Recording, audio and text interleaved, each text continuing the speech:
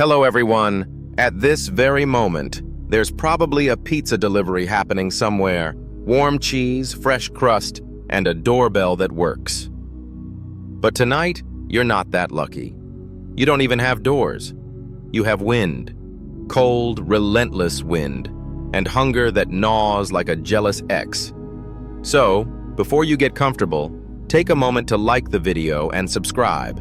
But only if you genuinely enjoy what I do here. And hey, drop a comment with your location and what time it is where you are. I want to know who else is braving the past with me.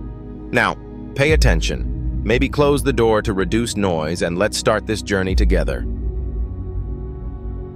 You open your eyes to pale light bleeding through frost-covered branches.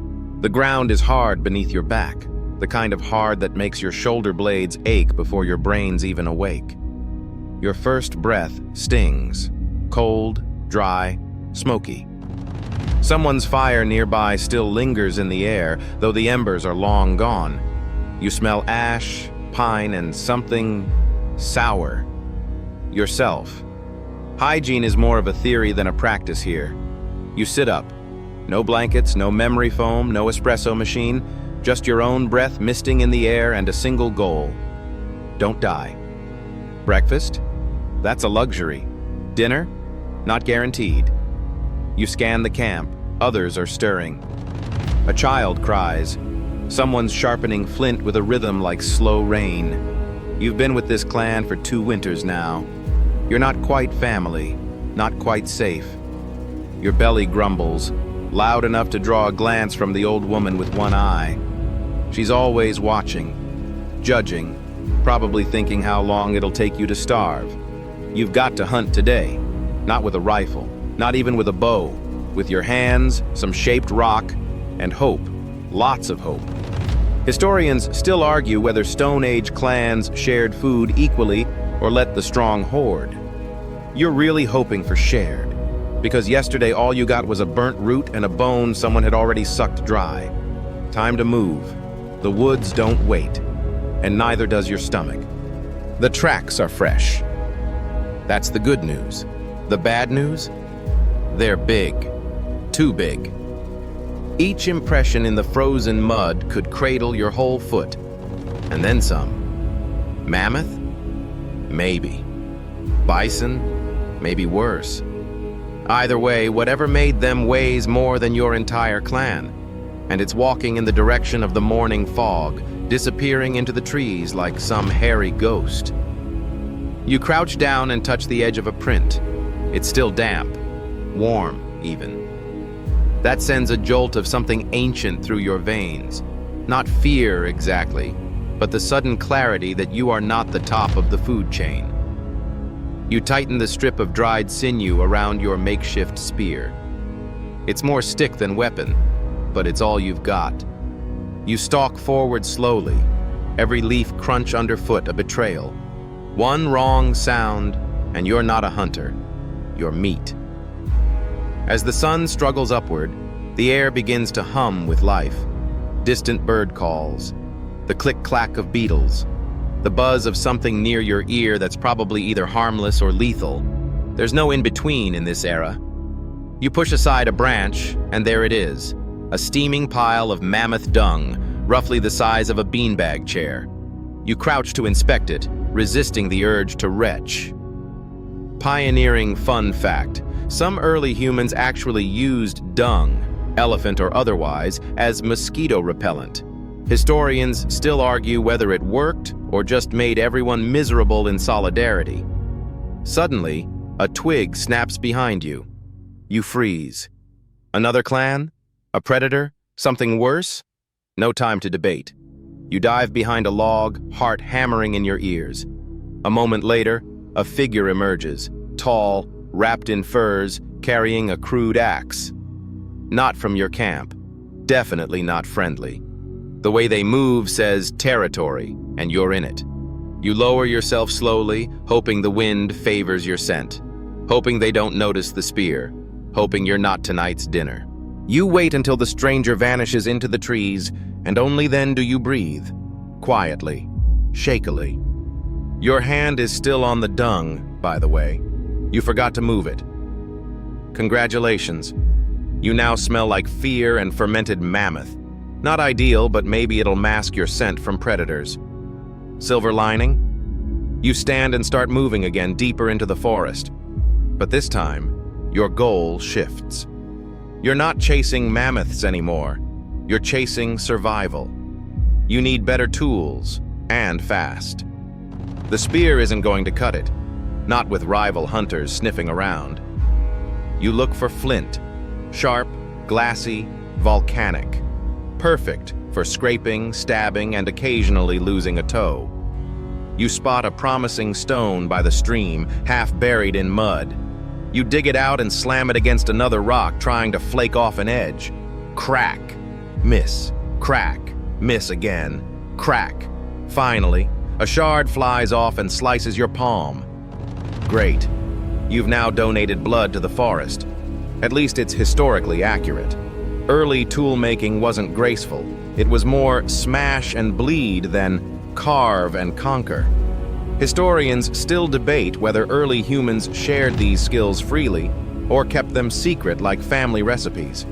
Considering how hard this is, you'd understand if someone hoarded the knowledge out of pure spite.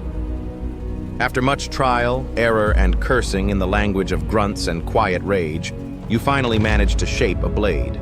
It's ugly, crooked, but sharp enough to mean business. You tie it to your stick with sinew, muttering encouragement to it like a weird Stone Age motivational coach. You test it on a nearby sapling. The wood peels away, a clean cut. Nice. Then the birds go silent. The air tightens. You're not alone, not again. This time, the rustling is faster, lower to the ground, maybe 4 legs, maybe hungry. You clutch your new spear like it's Excalibur, even though you made it with panic and rocks. If it doesn't work, you've just wasted a whole morning dying creatively. The underbrush parts, and out leaps a boar. Not just any boar. This one looks like it wrestled thunder for breakfast. Its tusks gleam like ivory daggers, and its eyes lock onto yours with the intensity of someone who really doesn't like your face. You freeze. It snorts, and then, like a hairy freight train, it charges. You run. Branches whip your arms. Roots trip your feet. Your precious, ugly spear flails behind you like an afterthought. The boar isn't losing ground. It's gaining. Fast. Somewhere deep in your brain, you regret not stretching more in the mornings. Just as the beast is about to turn you into Stone Age kebab, you spot it. A low tree limb. Instinct kicks in. You leap, grab, swing yourself up, and barely miss a goring. The boar slams into the tree with a bone-shaking thud, then backs away, dazed. You cling there, panting, while the creature stares up, insulted by your vertical superiority. Eventually, it lumbers off, grumbling, possibly about taxes. You drop to the ground like a sack of old vegetables. Your spear's gone, snapped somewhere in the chaos. The new flint blade? Gone too. All that work, shattered by one angry pig. Back at camp, you return empty-handed. Again. The others eye you as you approach the fire circle. One man chuckles. The old woman shakes her head. A child points at the rip in your fur and says something that probably translates to, "You suck." You try to explain the boar, the rival hunter, the dung. But words are not your friends today. Instead, you gesture. Snorting, charging, climbing. You mime it all.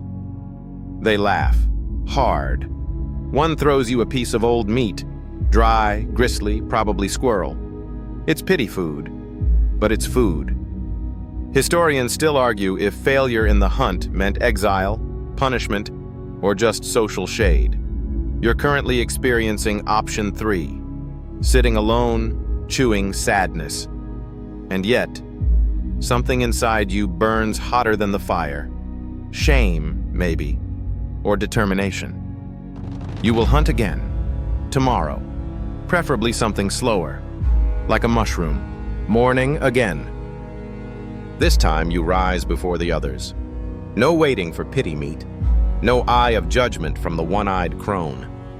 Just you, your bruised pride, and the misty silence of dawn. Your new strategy? Traps. Hunting doesn't always require speed and strength. Sometimes it just needs patience and a hole in the ground. You've seen others do it. A pit, some stakes, a layer of branches and leaves. Simple. Deadly. Probably. You scout for a good spot, near the watering hole where smaller animals like deer and giant rabbits tend to sneak in for a drink. Yes, giant rabbits. The Pleistocene was basically nature on steroids. You dig with a sharpened rock, hands blistering, dirt packs under your fingernails. You think about your old life, if you even had one, where holes in the ground meant cable repairs or treasure hunts, not lunch. Now, a hole is your lifeline. You build the pit, line it with fire-hardened sticks, then cover it with woven branches and moss. It's not elegant, but it just might work. A masterpiece of pointy hope. Historians still argue whether such traps were invented independently by clans or shared through ancient gossip networks. You wonder if somewhere, miles away, another person is also lying belly down in the mud, whispering to their hole, "Please catch something." As the trap waits, so do you. Hidden, still, watching the water. Suddenly, movement. It's a deer. No, wait, something stranger. Tall, slender, giant eyes. A saiga, one of those weird antelope that looks like it was designed by committee. It trots closer, sniffing. You stop breathing. One step, two. Then, it veers left, walks around the trap. You stare, betrayed. Then, from behind, crack. A second saiga, smaller, steps right in. The ground collapses. A screech, a thud, a flurry of limbs and confusion. You've done it. You crawl forward, heart pounding, peering down into the pit where dinner now lives. Bruised, angry, but trapped. Your first success. You sit back, exhausted and triumphant, grinning like a prehistoric lunatic. Today, you eat. You return to camp dragging your prize, one mildly traumatized antelope beast, tied with vines, still muttering angry snorts through its cartoon nose. The others stare in disbelief. One drops a bone, another mutters something reverent, maybe an insult, maybe a nickname. The old woman steps forward. She pokes the animal, then nods. You're officially allowed back into the circle. No applause, of course. This isn't that kind of tribe. But someone offers you a cleaner fur wrap. That's basically an Oscar. They ask how you did it.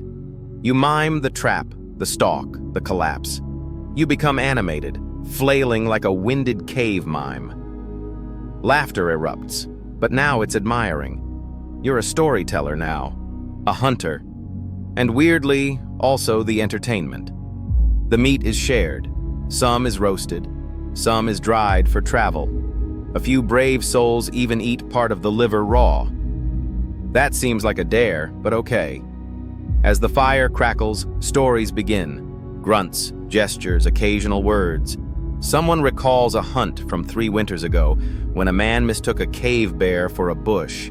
Another talks about a time lightning hit a tree, scaring the spirits out of the river. You lean in. This is how memory is kept. No books, no scrolls, just firelight, smoke, and exaggerated retellings. Historians still argue whether these tales counted as history, myth, or just overcooked nonsense. Your fingers warm by the flames. You stare into the meat cooking, and the scent rises, thick, fatty, primal. You realize something odd. This tastes better than anything you've ever known. And maybe that's because you earned it. Not with apps or groceries or coupons, but with mud and traps and stubbornness. Suddenly, the sky cracks. A low rumble. Thunder. Then lightning. Closer this time. The old woman spits into the fire and mutters something about sky ghosts. Everyone starts scrambling. The meat is grabbed, the fire covered. Rain is coming. And rain, in the Stone Age, is a monster of its own. The storm arrives like a slap. Rain hammers down, cold and relentless. There's no cozy cottage to run into, no warm blanket waiting. Just a few crude shelters made of sticks, mammoth hide, and your collective optimism. You huddle under a stretched piece of fur with two others. One of them smells like wet dog, but then again, so do you. Lightning forks across the sky. Thunder follows louder than a mammoth stampede. Your heart thumps like it's trying to escape your rib cage. You wonder if the sky really is angry, or if that's just superstition. Historians still argue how Stone Age people explained lightning. Angry ancestors, sky beasts fighting, fire gods sneezing. You know one thing. It's terrifying. The campfire is out. Smoke curls sadly into the rain as warmth vanishes into the storm. You press close to the others, sharing heat, pretending you're not freezing. Everything's soaked, including your newly earned fur wrap. Farewell, Oscar. Suddenly, there's a sound. Not thunder, not rain, wailing. From across the camp, someone shouts. Then, panic. One of the shelters collapsed. A child is missing. Screaming now. Bodies move through the rain like shadows, desperately lifting branches, calling into the black. You sprint to help. There, beneath a broken hide, a small, shivering bundle. You yank the debris aside. The child stares up, wide-eyed, silent. You lift them, cradling their muddy form, and stumble back to what's left of the fire circle. The old woman takes the child and immediately begins muttering prayers or maybe just annoyed grunts. You've never seen her move that fast. People gather. They nod. For the second time in 2 days, you've saved something important. No cheers, just respect. You sit back, soaked, hair plastered to your skull. You should be miserable. But strangely, you feel alive. You wonder if this is what community feels like. Everyone vulnerable, everyone necessary. It's terrifying. And kinda beautiful. The storm keeps pouring. But now, you're not facing it alone. The storm clears by morning, leaving behind a world that feels scrubbed raw. Puddles reflect a pale sky. The air is crisp, like it's been wrung out and hung up to dry. Your fingers are pruny. Your feet squish with every step. Breakfast is soggy roots and leftover meat. You chew in silence, but there's a new kind of quiet in the group now. A soft calm, the kind that comes after surviving something together. You notice something else. People are looking at you differently. One hands you a carved bone charm, part luck, part thanks, part don't die next time. Another offers you a place near the fire. A third calls you by a new name. You don't know what it means, but it sticks. You've been absorbed. Later that day, while foraging for berries and mushrooms, you encounter a burial site. A shallow mound, bones, carefully placed stones. It's quiet, but not sad, more like respectful. You kneel, brush away the dirt, and find a necklace of carved ivory. It looks old, very old. You wonder who this person was. A healer? A dreamer? Someone who also tripped chasing a bird? Historians still argue how early humans viewed death. Was it fear, honor, mystery? Maybe all three. But judging from the delicate positioning of the grave goods, you suspect this person was loved. You leave a small offering, a smooth rock shaped like a heart. It feels childish, but also correct. A rustle nearby snaps you out of it. Movement. You freeze. It's a boar, massive, snorting, angry looking, probably hungry. Definitely not a Disney pig. You back away slowly, whispering a prayer to every prehistoric spirit you can remember. It charges. You sprint. Branches whip your face, your feet pound the mud. You don't look back. Why would you? You've seen documentaries. It never ends well for the slow one. But somehow, you reach a tree and scramble up just high enough. The boar slams the trunk, furious. You cling there, panting. So yeah, dinner didn't always come. Sometimes it came for you. You spend the better part of the day in that tree. The boar eventually gives up, snorting one final insult before trotting off into the underbrush like it had better things to do. You descend, legs trembling, ego slightly bruised, but body intact. Barely. Back at camp, your story becomes legend within minutes. Apparently, someone heard the squeals from half a mile away and assumed you were being eaten. The child you rescued offers you a small carved bird in tribute. You're not sure if it's symbolic, but you take it. Tonight, something unusual happens. A visitor, another human, not from your band. They appear at the edge of the clearing, thin, tired, wrapped in pelts you don't recognize. No one draws a weapon, but you all tense like drawn bows. They speak in a dialect that's similar but twisted. You catch fragments. Hunger, river, lost. The old woman steps forward. She squints, then beckons them in. A decision is made, by her naturally, that they'll stay one night. You share your food, what little is left. The visitor offers a gift in return, a shell with strange markings. You recognize it from somewhere, a sight you passed on your journey here. Historians still argue about how often early humans encountered each other. Were these moments rare miracles or regular risks? This feels like both. Later that night, under stars that look like they've always been there, you and the visitor sit by the fire. You mimic the boar story. They laugh. It's the first true laugh you've heard from them. Suddenly it hits you. You understand why stories mattered. Why people drew on cave walls and whispered tales around fires. It wasn't just survival, it was connection, memory, meaning. Tomorrow, the visitor will leave or stay. That part is unwritten. But tonight, you're both just two people sitting in the oldest tradition known to humanity, sharing stories under stars. Dawn spills slowly over the treetops, painting the world in soft amber. You rise with stiff legs and a sore back. You're starting to miss mattresses in a very theoretical sense.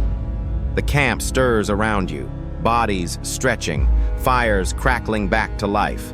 The visitor is still here, helping someone sort firewood like they've always belonged. It's time to move. The rains have made the land risky, the animals restless. The old woman decides it's migration day. Everyone knows the drill. Wrap meat, pack tools, tie bundles with sinew. It's not chaos. It's rehearsed, almost graceful. Even the child knows their role. You help lash a bundle of furs, your hands working by instinct now. You're part of this choreography. No one tells you where to walk. You just do. As you begin the journey, your feet fall in rhythm with the others. Across muddy terrain, over fallen logs, past the burial site once more. You whisper a silent goodbye to the person below. Still no name. But now, a story. The journey is slow. You pass markings carved into trees, messages for others. Maybe warnings, maybe jokes. Hard to say, but they're there. Another reminder that humans have always left breadcrumbs, hoping someone would understand. At midday, you stop to rest. Someone brings out a stone tool you haven't seen before, a hand axe carved in a shape historians still debate. Was it ceremonial? A weapon? A very inefficient spoon? You pass it hand to hand, marveling at its weight. You think someone shaped this before you. Someone thought about beauty or maybe just utility. Either way, it survived. Just like you. That night, you reach a new place, near a river, under a cliff face. It smells of fish, wet moss, possibility. The old woman points at the stone wall and grunts. Someone nods, pulls out red ochre. They begin to paint. You step back, watching. And suddenly, your story is there, on the wall. A crude antelope. A tree. A tiny human climbing. You smile, because now dinner didn't just come, it stayed.